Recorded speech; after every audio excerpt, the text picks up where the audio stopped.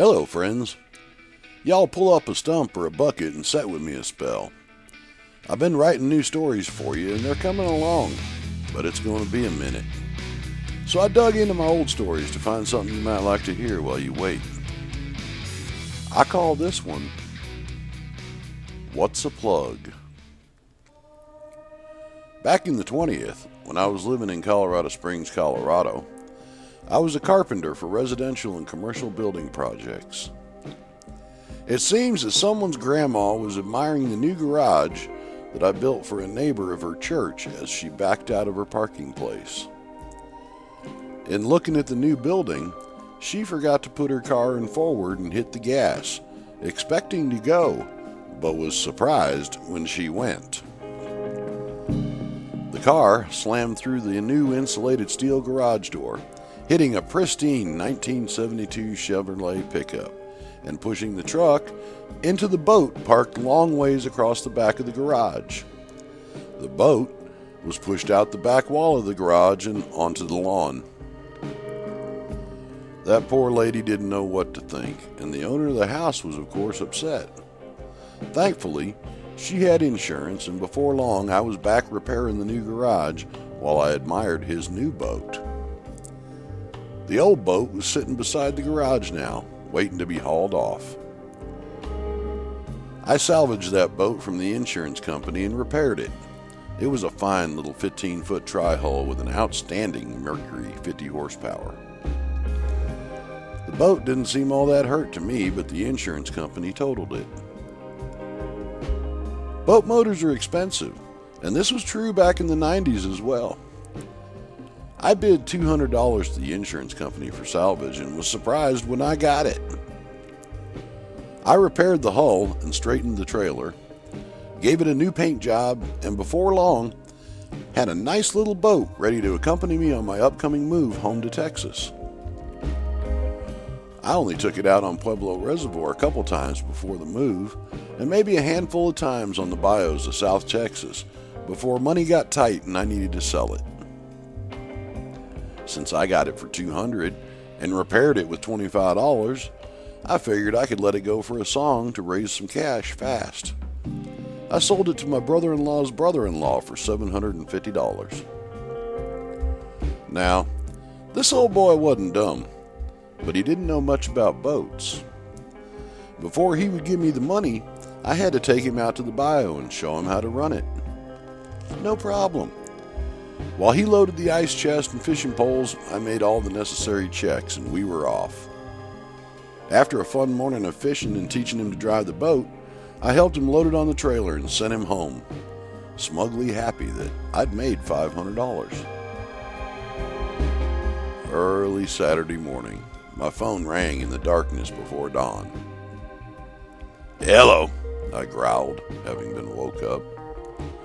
"You need to come to the boat ramp at the San Bernard. That boat you sold me sank at the ramp when I tried to launch it." "What? How?" I asked. I was wide awake now and wondering if maybe I hadn't fixed the boat as well as I thought. At the same time, my mind was saying, no, you took it out plenty of times and had no problems. What did he do to that nice boat? "I don't know, but the boat is sunk at the ramp and everybody's hollering to get it out of the way so they can go fishing," he responded angrily. "What happened?" I asked, pressing for details as I pulled my boots on and grabbed my hat. "I took the straps from the back and the motor tilt bar off just like you did. I unhooked the winch from the nose and put the cooler in the back. Then I backed to the edge of the water, tied the nose rope to the dock and backed her in. When she slid off, I parked the truck and stopped in the porta-john before heading back to the dock. There was no one else there and I didn't think I would be in anyone's way." "Did you put the plug in?" I asked him. "What's a plug?" he asked, and I could hear the confusion. I made record time getting from Angleton to the boat ramp on the San Bernard River in Brazoria. The whole while, I was praying the water at the ramp wasn't very deep and the motor wasn't completely submerged. If the head was underwater, it would take a lot of work to clean it up before it could be run again, especially in the brackish water. As I rounded the bend before the bridge where the boat ramp was, I was greeted with a terrible sight. There was a line of trucks and trailers backed up beside the bridge all the way to the highway. When I got down close to the ramp, the stern was completely submerged, although thankfully the head of the motor was above water. He was standing in the boat in water up to his thighs, trying to bail it out with an empty coffee can. He didn't seem to realize that he was just moving the river around as it came over the transom as fast as he bailed it out. In their mirth and anger, none of the other boat owners felt necessary to point this out to him, but rather stood around laughing and pointing. Luckily, the boat had drifted forward after he pulled the truck out, and the bow was only resting in a few inches of water. I told him to go get his truck and head him back the trailer up to the bow. We slowly winched her up onto the trailer as the water flowed out. It's surprising how easy water will flow out of a boat over the transom when you lift the bow. He slowly pulled his rig off to the side as the other fishermen clapped and cheered. Several of them looked at me, and all I could do was shake my head because, yes, I was related to him. Once we had her out of the way, I walked him around to the stern and showed him the drain, which was still pouring out water. I reached over the transom, grabbed the plug chained there, and explained there was a plug inside the boat to keep the water out. I even showed him how to install the plug after the boat finished draining, but it didn't matter. I heard from my brother-in-law that he never tried to take her out again, and the last I saw the boat, it was in a boat corral at his apartment complex sitting on 2 flats.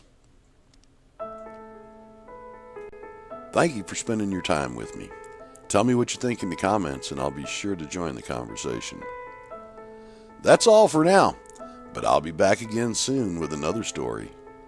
Just for you. Until then, sleep well.